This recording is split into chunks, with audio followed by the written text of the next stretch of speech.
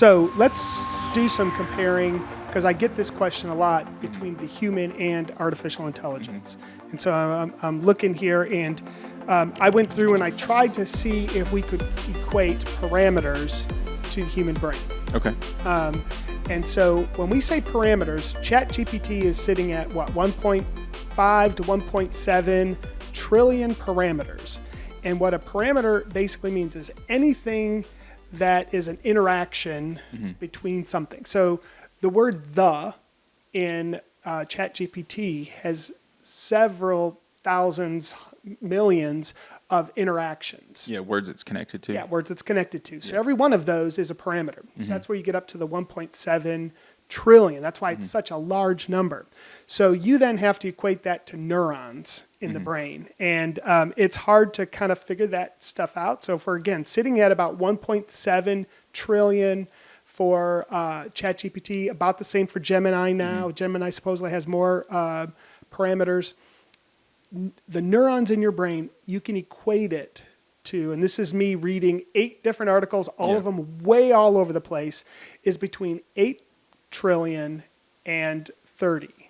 Okay, so if we're at 1.7, it's at least 8. And so I'm just going to say right now the human brain's parameters, completely making this up, don't quote me on this, is 10 times more than where ChatGPT is today. Yeah, that's just from a math perspective, because 100%. like you said, like there's a lot of squishiness to what is consciousness and all this other type of stuff that we don't really.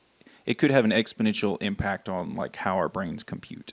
Yeah, and I'm just trying to go to how do we process data? Yeah. And so how many parameters, how many interactions within our brain allow us to do that? Now, there's 2 things that go into a decision with artificial intelligence.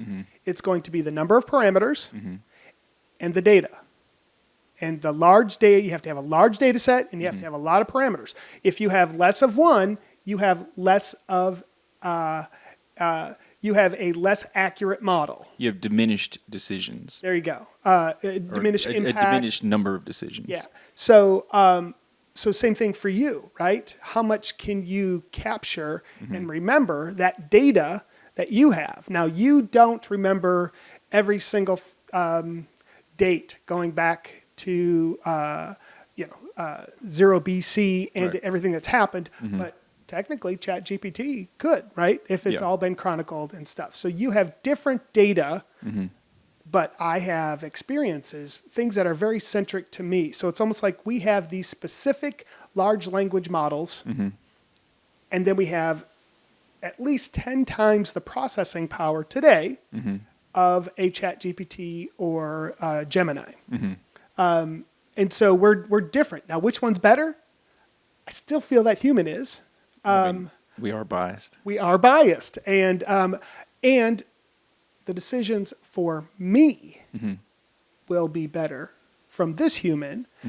Then again, some of the decisions I've made lately, maybe I'm wrong, but you know.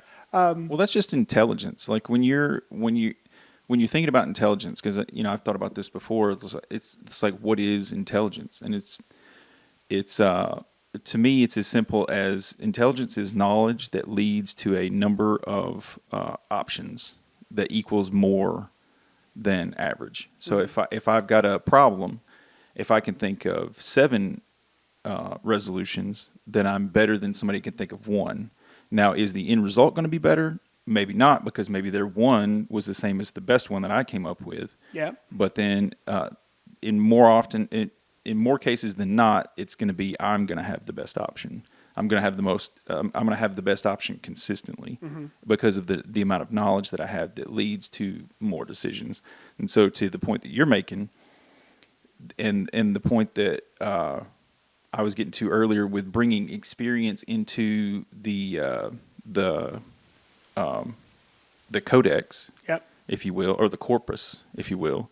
Then corpus, which means the data set itself. Yeah, the actual AI data set.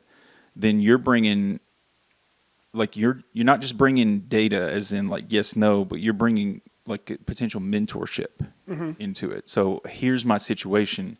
How could I handle it? Then AI is giving you the 7 different options that you may have only been able to think of 1. And so from that point, like what is intelligence? what is data in that specific moment, because you're melding, or like I was saying earlier, you're melding your own personal data and experience with that of the internet. Yeah. Or we'll just call it the internet for now. And so you're being more, or you're becoming more. You've definitely got more options than you had before. Yep. Just by interfacing with this new data, if you will. And I think that's something, I put it into three different buckets. You could either have the absolute truth, which most of us don't know if we do or not. Sure. Now, 4 minus 2, we know the absolute truth of that, right? On base 10 math, we do. Yes. Or we have a ton of different versions, like you just said, 7 different scenarios or 7 different versions of the truth, and we pick the right one. Or, which a lot of people have, is just the biased one, right? And so we all know that we'd rather not have a biased one, but we do a lot of times make decisions on biased data or biased interpretations of data instead of the 7 different things.